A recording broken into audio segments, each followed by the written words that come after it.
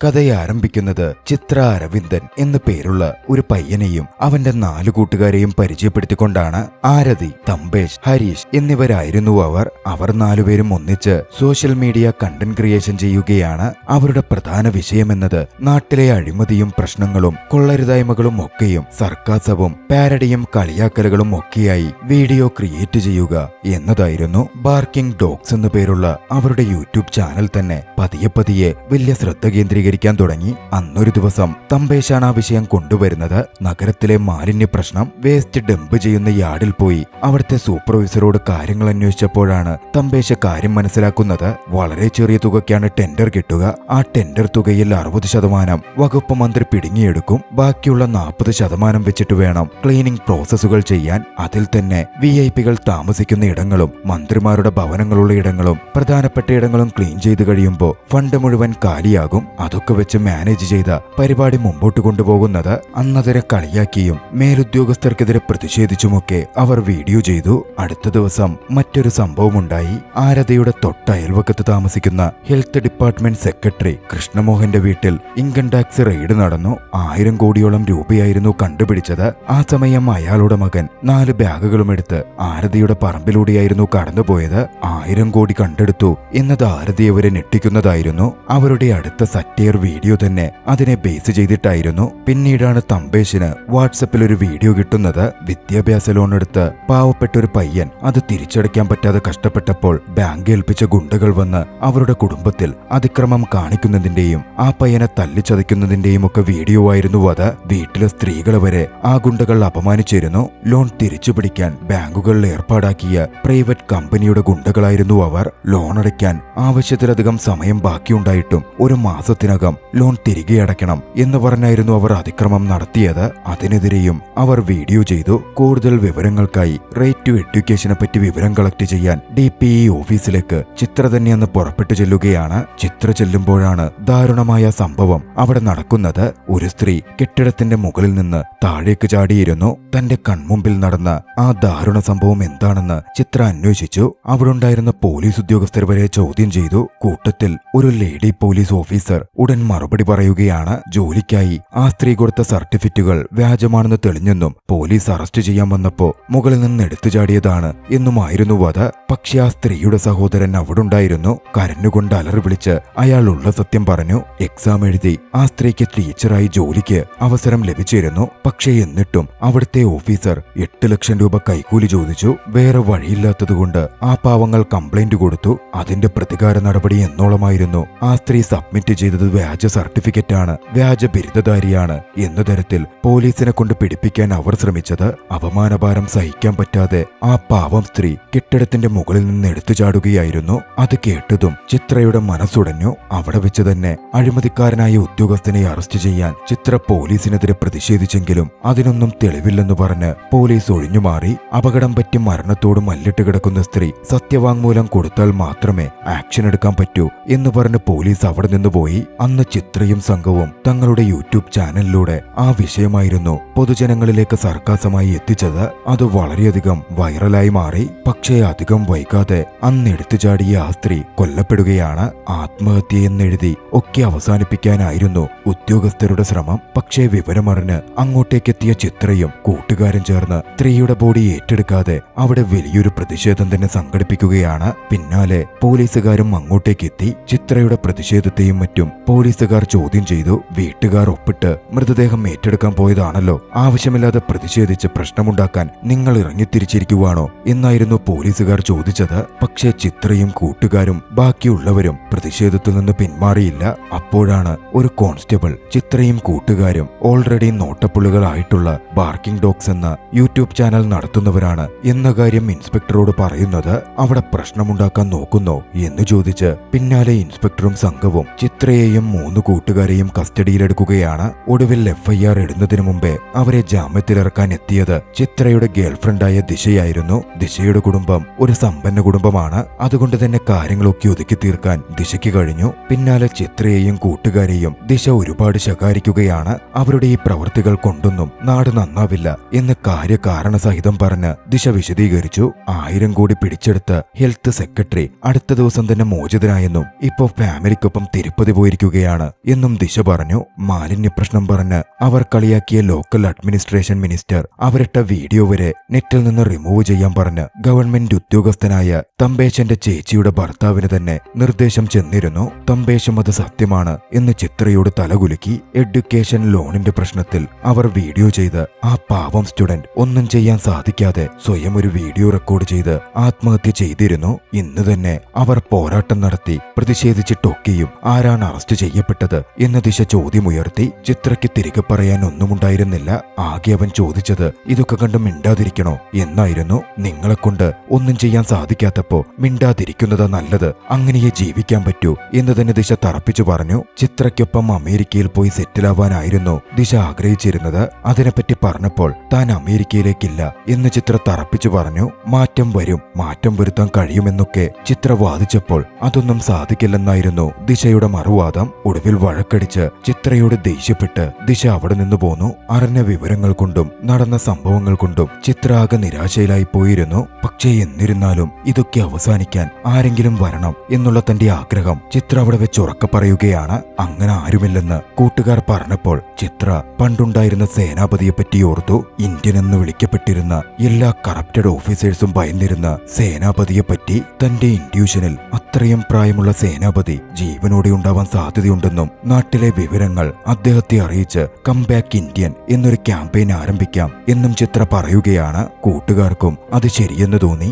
അവരൊന്നിച്ച് നാട്ടിലെ പ്രശ്നങ്ങളൊക്കെ പോസ്റ്റ് ചെയ്ത് കം ബാക്ക് ഇന്ത്യൻ എന്ന പേരിൽ ഒരു ക്യാമ്പയിൻ ആരംഭിക്കുകയാണ്. പതിയെയാണെങ്കിലും രാജ്യം ഒട്ടുക്കും തന്നെ ക്യാമ്പയിൻ പരകാൻ ആരംഭിച്ചിരുന്നു. അങ്ങനെ കുറച്ച് ദിവസങ്ങൾ തന്നെ കടന്നുപോയി. ഒരു ദിവസം ചിത്രയുടെ സുഹൃത്ത് നീലേഷിൽ നിന്നും അവർക്കൊരു വിവരം ലഭിച്ചു. ഇന്ത്യൻ താത്ത തായ്പേയിൽ ജീവിച്ചിരിക്കുന്നു എന്നായിരുന്നു അത്. മറുവശത്തെ ഇന്ത്യൻ താത്തയാകട്ടെ ഇന്ത്യയിലെ വിവരങ്ങളൊക്കെ കൃത്യമായി അറിയുന്നുണ്ടായിരുന്നു. തനിക്ക് തിരികെ ചെല്ലാൻ സമയമായി എന്ന് തിരിച്ചറിഞ്ഞ ഇന്ത്യൻ താത്ത തന്റെ പ്രവൃത്തികൾ ആരംഭിക്കുകയാണ്. തന്റെ ആദ്യ ടാർഗറ്റായി ഇന്ത്യൻ താത്ത തിരഞ്ഞെടുത്തത് രാജ്യത്ത് ഓരോരോ പേരുകളിൽ ബാങ്കുകളിൽ നിന്ന് വലിയ ലോൺ എടുത്ത് ബിസിനസ് തുടങ്ങി. ഒടുവിൽ ആ പണമൊക്കെ മുക്കി ബിസിനസ് പൊളിഞ്ഞ പാപ്പരായി എന്ന് പറഞ്ഞ് രാജ്യം വിട്ട് സുഭിക്ഷ ജീവിതം നയിക്കുന്ന വലിയൊരു ബിസിനസ് മാനെയായിരുന്നു. അയാളുടെ യാച്ചിലേക്ക് ഇലക്ട്രീഷ്യന്റെ വേഷത്തിൽ കടന്നെത്തിയ ഇന്ത്യൻ താത്ത തന്റെ വർമ്മകല ഉപയോഗിച്ച് അയാളുടെ ആളുകളെ മുഴുവൻ അടിച്ചൊതുക്കിയ ശേഷം അയാളുടെ മുമ്പിലേക്ക് എത്തി. പതിവ്രത വർമ്മം എന്നു പേരുള്ള വർമ്മകലയിലെ തന്ത്രമായിരുന്നു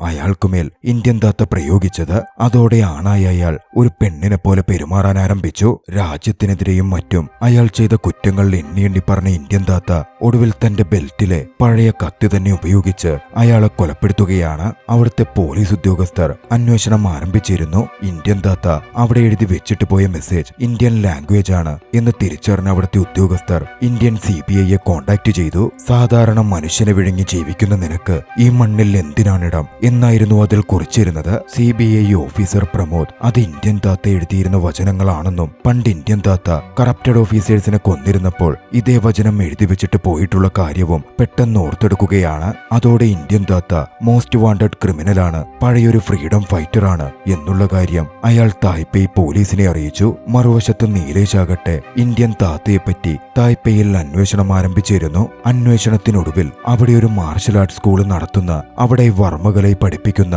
അധ്യാപകനായി പ്രവർത്തിക്കുന്ന ഇന്ത്യൻ താത്തയെ നീലേഷ് കണ്ടെത്തുകയാണ്. ഇന്ത്യൻ താത്തയെ നേരിട്ട് കണ്ട് കം ബാക്ക് ഇന്ത്യൻ എന്ന ഹാഷ്ടാഗ് പെരുകുന്നതടക്കം ഇന്ത്യൻ താത്തയോട് നീലേഷ് പറയാൻ ശ്രമിച്ചു. പക്ഷേ അതിനു മുമ്പേ ഒക്കെ കണ്ടിരുന്ന ഇന്ത്യൻ താത്ത താൻ തന്റെ പണികൾ ആരംഭിച്ചെന്നും വൈകാതെ ഇന്ത്യയിലേക്ക് തിരികെയെത്തും എന്നും നീലേഷിനോട് പറഞ്ഞു. ഒരു പോസ്റ്റിൽ മറുപടിയായി കമ്മിങ് സൂൺ എന്നും ഇന്ത്യൻ താത്ത കുറിച്ചിരുന്നു. ആ കമന്റ് കണ്ടതും ചിത്രയും കൂട്ടുകാരും വളരെയധികം സന്തോഷിക്കുന്നുണ്ട്. തങ്ങളുടെ നീക്കങ്ങൾ വിജയം കണ്ടല്ലോ എന്ന സന്തോഷമായിരുന്നു അത്. അധികം വൈകാതെ തന്റെ മെന്റർ ചൈനീസ് സിന്നിന്റെ പാസ്പോർട്ടും വാങ്ങി അതേ പേരിൽ മേക്കപ്പ് ചെയ്ത് ഇന്ത്യയിലേക്ക് ഇന്ത്യൻ താത്ത പുറപ്പെടുകയാണ്. ഇതേ സമയം CBI ഓഫീസർ പ്രമോദിന് IBയുടെ റിപ്പോർട്ട് ലഭിച്ചിരുന്നു. ഇന്ത്യൻ താത്ത അവിടുത്തെ എയർപോർട്ടിൽ വന്നിറങ്ങും എന്ന വിവരമായിരുന്നു അത്. പണ്ട് ഇന്ത്യൻ താത്തയെ പിടികൂടാൻ ശ്രമിച്ച CBI ഓഫീസർ കൃഷ്ണസ്വാമിയുടെ മകനായിരുന്നു പ്രമോദ്. കൃഷ്ണസ്വാമി ഇപ്പോൾ റിട്ടയർഡായി ജീവിക്കുന്നു. തന്റെ മകൻ അക്കാര്യങ്ങൾ പങ്കുവച്ചപ്പോൾ തന്റെ മകനെ കൃഷ്ണസ്വാമി അനുഗ്രഹിച്ചയച്ചു.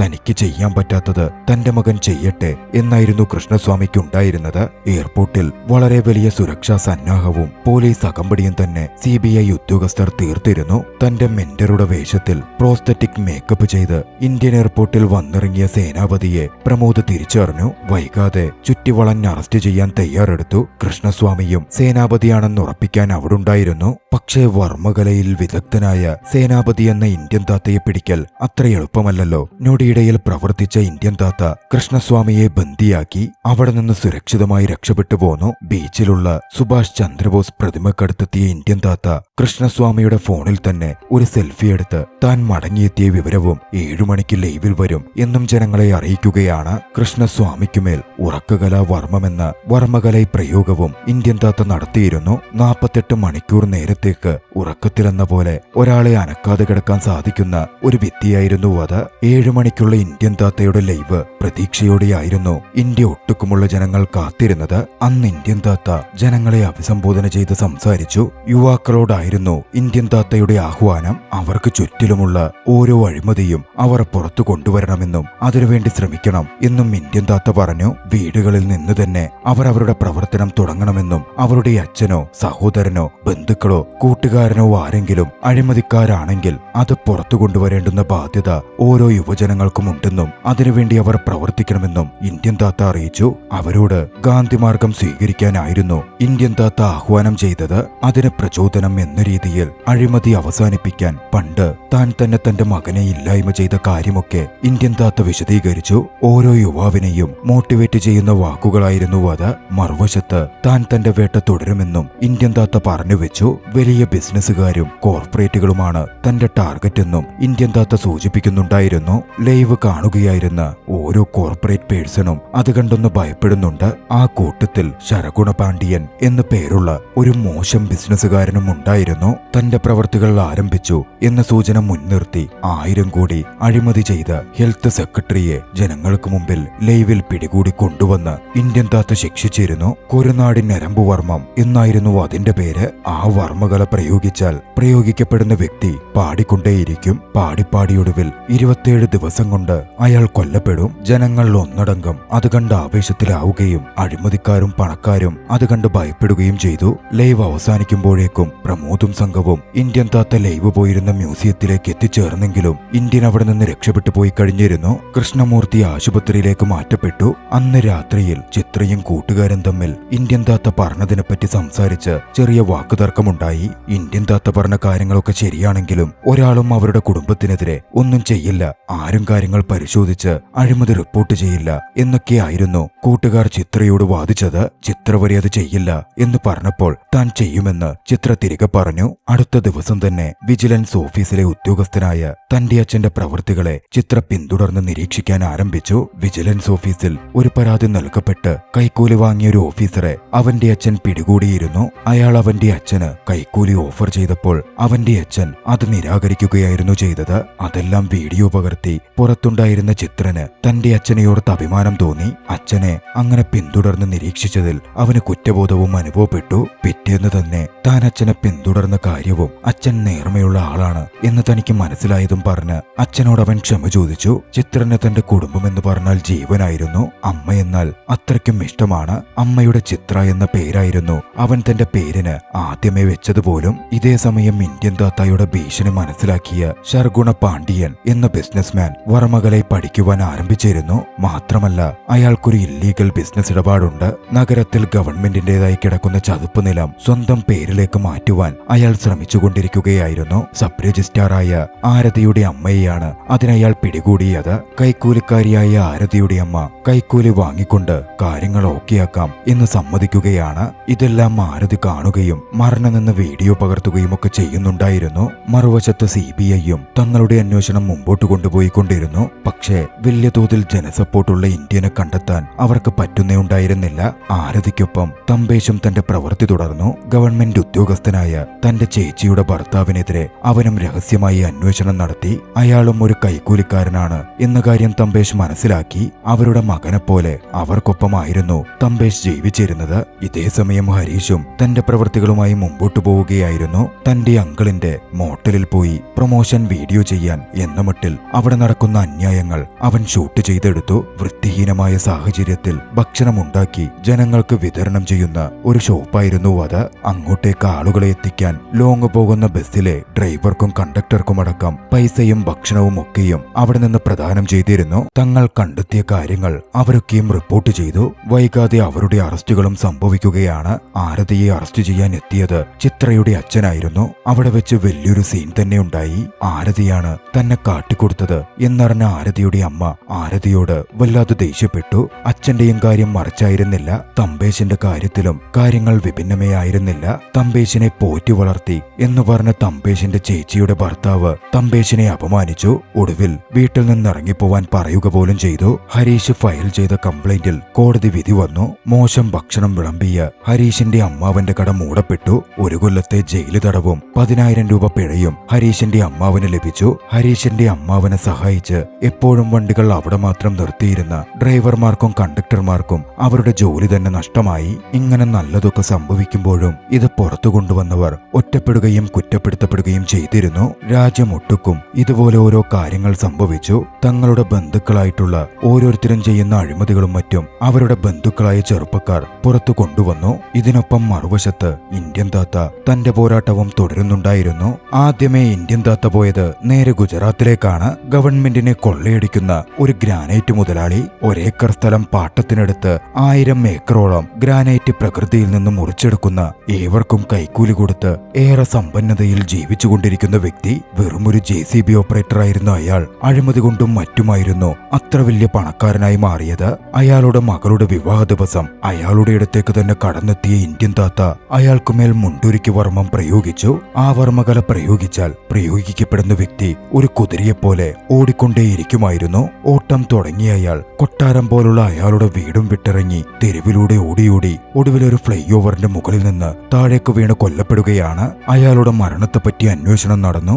ഇന്ത്യൻ താത്തായെ പറ്റി അന്വേഷിക്കുന്ന ഓഫീസർ പ്രമോദും ഇളങ്കോയും അങ്ങോട്ടേക്ക് എത്തിച്ചേരുകയും ചെയ്തു. ഇതേ സമയമാണ് ചിത്രയുടെ ഗേൾഫ്രണ്ട് ദിശ ഒരു കാര്യം മനസ്സിലാക്കുന്നത്. ഹോസ്പിറ്റലിൽ ജോലി ചെയ്യുന്ന സർജനായ തന്റെ സഹോദരന് സർജറി അറിയില്ലെന്നും സർജറിയുടെ പേരിൽ ഒരമ്മയെ ഓപ്പറേഷൻ ചെയ്യാൻ പോയി അപ്പൻഡീസ് ഓപ്പറേഷൻ പോലും അറിയാതെ അവരെ കൊലപ്പെടുത്തി എന്ന കാര്യവും അതിനെപ്പറ്റി പറഞ്ഞ് ദിശ തന്റെ വീട്ടിലുള്ളവരെ എതിരിട്ടു. ദിശയുടെ പാരന്റ്സ് ആണ് പണം കൊടുത്ത് ഒരു താല്പര്യവുമില്ലാത്ത ചേട്ടനെ ഡോക്ടറാക്കിയതെന്നും ഇപ്പോൾ ആ കുട്ടിയുടെ അമ്മ മരിക്കാൻ കാരണമായത് അവരാണെന്നും ദിശ ആരോപിച്ചു. പക്ഷേ ഏവരും ദിശയെ കുറ്റപ്പെടുത്തുകയായിരുന്നു ചെയ്തത്.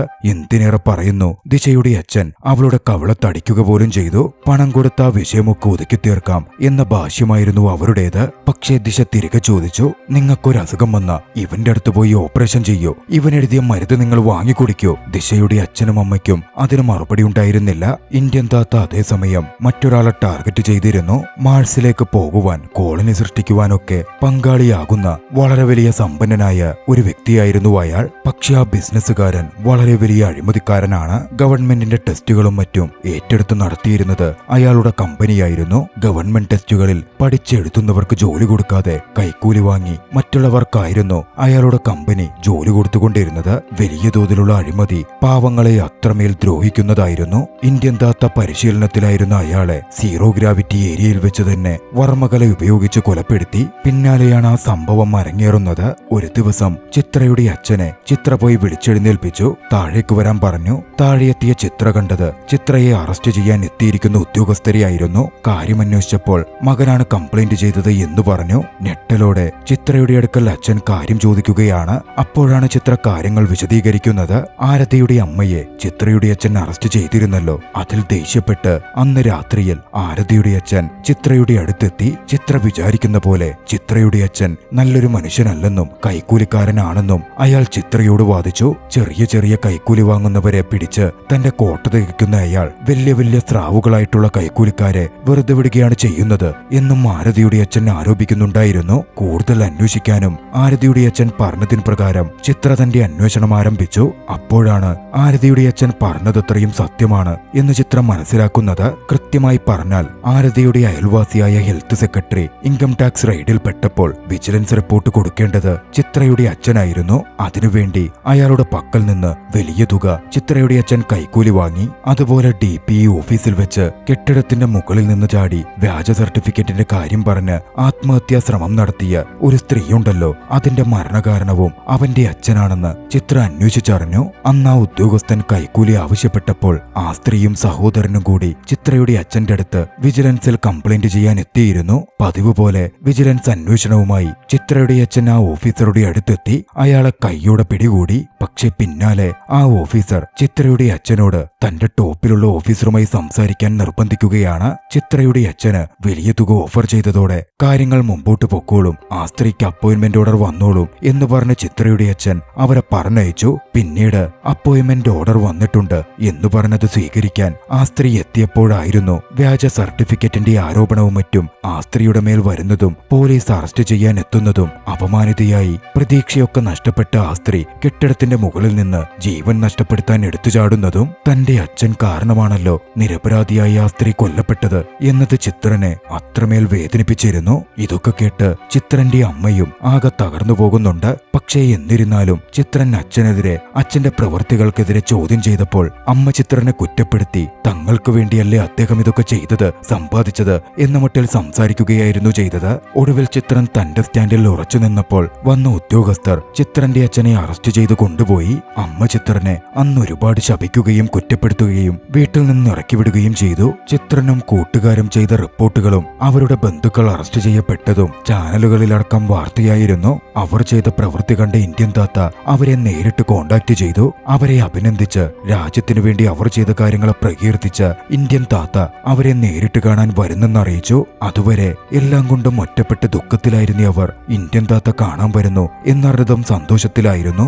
പിറ്റേന്ന് ഇന്ത്യൻ താത്തയെ കാണുവാൻ അവരേവരും തയ്യാറെടുത്തു. അപ്പോഴാണ് ആരതിക്ക് ഒരു കോൾ വരുന്നത്. വിവരമറിഞ്ഞ ആരതി ഇന്ത്യൻ താത്തയെ കാണാനെന്ന് പറഞ്ഞ് അവരെ ഓഫീസിൽ നിന്ന് കൂട്ടിക്കൊണ്ടുപോവാൻ ആരംഭിച്ചു. അവർ ചെന്നെത്തിയത് ചിത്രയുടെ വീടിന് മുമ്പിലേക്കായിരുന്നു. ദിശയും അവിടെ അവരെ പ്രതീക്ഷിച്ച് നിൽക്കുന്നുണ്ടായിരുന്നു. ചിത്രയുടെ വീടിന് മുമ്പിൽ വലിയ ആൾക്കൂട്ടവും കാണപ്പെട്ടു. സംഗതി എന്തെന്നാൽ തന്റെ ഭർത്താവ് കൈക്കൂലി കേസിൽ പ്രതിയായി എന്ന അപമാനഭാരം താങ്ങാൻ പറ്റാതെ ഏവരും കളിയാക്കിയതിലും മറ്റും മനംനൊന്ത് ചിത്രയേറെ സ്നേഹിച്ചിരുന്ന ചിത്രയുടെ അമ്മ ആത്മഹത്യ ചെയ്തിരുന്നു. തന്റെ അമ്മയുടെ മരണം ഏറെ വേദനയോടെ കേട്ട ചിത്ര അമ്മയെ അവസാനമായി കാണുവാൻ വീട്ടിലേക്ക് കയറി ചെന്നെങ്കിലും ബന്ധുക്കൾ അവനെ ആട്ടിയോടിച്ചു. അവൻ കാരണമാണ് ഒക്കെ സംഭവിച്ചത് എന്ന് പറഞ്ഞവനെ കുറ്റപ്പെടുത്തി. പോലീസ് അങ്ങോട്ടേക്ക് കൊണ്ടുവന്ന അവന്റെ അച്ഛൻ അവനെ അപമാനിച്ച് ചീത്ത പറഞ്ഞ് തന്റെ ചെരുപ്പൂരി അവനെ തല്ലി. അമ്മയുടെ അന്ത്യകർമ്മങ്ങൾ നടത്താൻ പോലും ചിത്രനെ അവർ അനുവദിച്ചില്ല.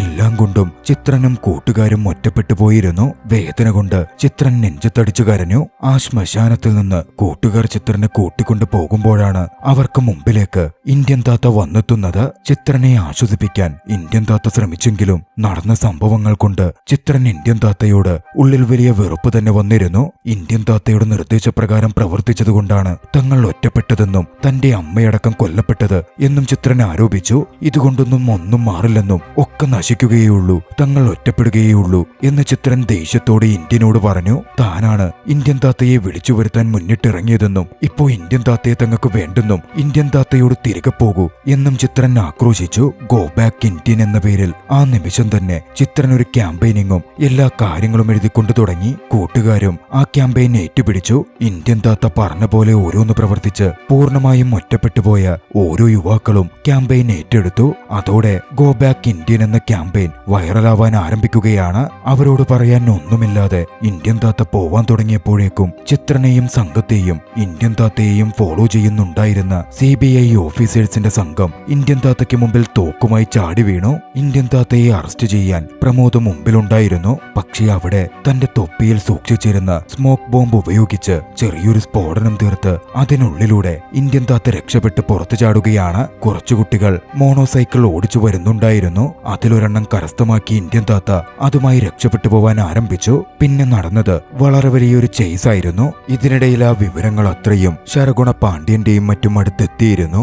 ഇന്ത്യൻ താത്തായെ പെടുത്തണം എന്ന് മുമ്പേ തീരുമാനിച്ചിരുന്ന ശരഗുണ പാണ്ഡ്യൻ അതോടെ തന്റെ TV ചാനലിലേക്ക് വിളിച്ച് ചിത്രയുടെ മരണത്തിന് കാരണം ഇന്ത്യൻ താത്തയാണോ എന്ന തരത്തിൽ വാർത്തകൾ കൊടുത്ത് ഇന്ത്യനെതിരെ ജനവികാരം ആളിക്കത്തിക്കാൻ ശ്രമിക്കുകയാണ്. TV ചാനലിലൂടെയുള്ള ആശ്രമങ്ങൾ വളരെ വലിയ തോതിൽ വിജയം കണ്ടു. ചിത്രയുടെ അമ്മയായ ആ സാധു സ്ത്രീയുടെ മരണം ഇന്ത്യൻ താത്ത ചിത്രനെ ഉപദേശിച്ചതുകൊണ്ട് സംഭവിച്ചതാണ് എന്ന തരത്തിലൊക്കെ വാർത്ത നീണ്ടു. ആളുകൾക്ക് ഇന്ത്യൻ താത്തയോട് വെറുപ്പ് തോന്നാൻ വരെ ആരംഭിച്ചു. കൂട്ടത്തിൽ സർഗുണ പാണ്ഡ്യനാകട്ടെ ഗുണ്ടകളെയും പോലീസുകാർക്കൊപ്പം ഇന്ത്യൻ താത്തയെ വകവരുത്താൻ പറഞ്ഞയച്ചു. തന്റെ മികച്ച ആയോധനകലാ അറിവുപയോഗിച്ച് അവരെ മുഴുവൻ ആക്രമിച്ച് ഇന്ത്യൻ താത്ത കീഴ്പ്പെടുത്തി. പക്ഷേ ശേഷം പുറത്തേക്ക് ഇന്ത്യൻ താത്ത എത്തുമ്പോൾ ഇന്ത്യൻ താത്തയ്ക്കെതിരെ തിരിഞ്ഞിരുന്ന ജനങ്ങളും പോലീസ് സംഘവും ഗുണ്ടകളും അടങ്ങുന്ന ആളുകളൊക്കെയും ഇന്ത്യൻ താത്തയെ ചുറ്റിവളയാൻ ആരംഭിച്ചിരുന്നു.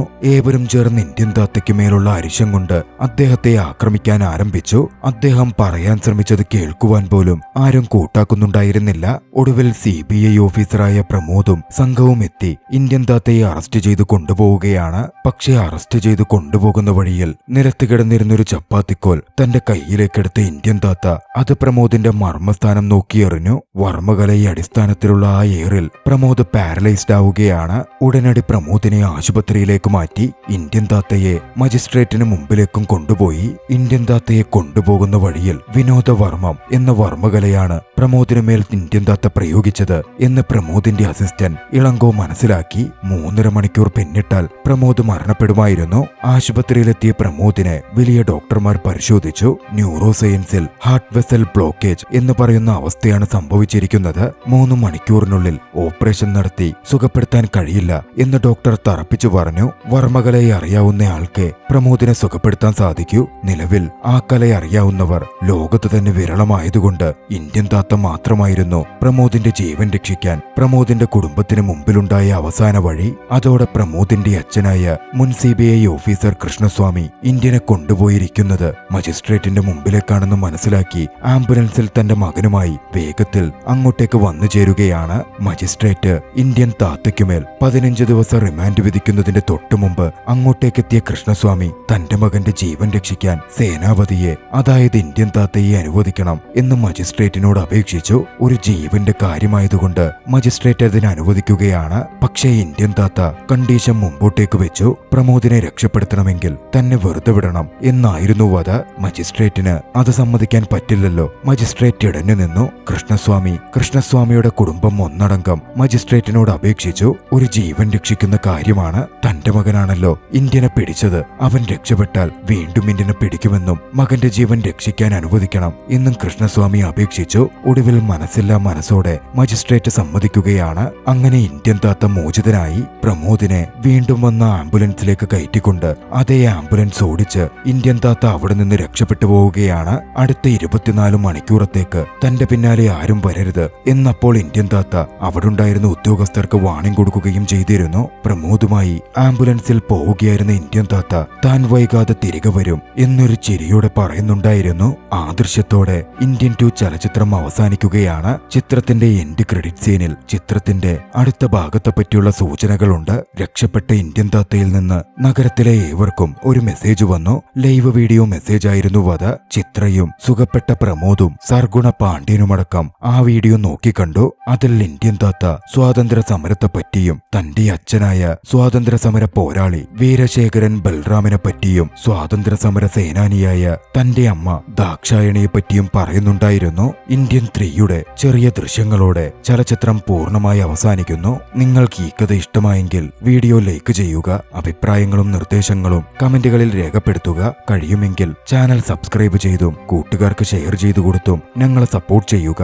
അടുത്ത എപ്പിസോഡിൽ മറ്റൊരു മികച്ച ചലച്ചിത്രവുമായി നമുക്ക് കണ്ടുമുട്ടാം. അതുവരെ ബൈ.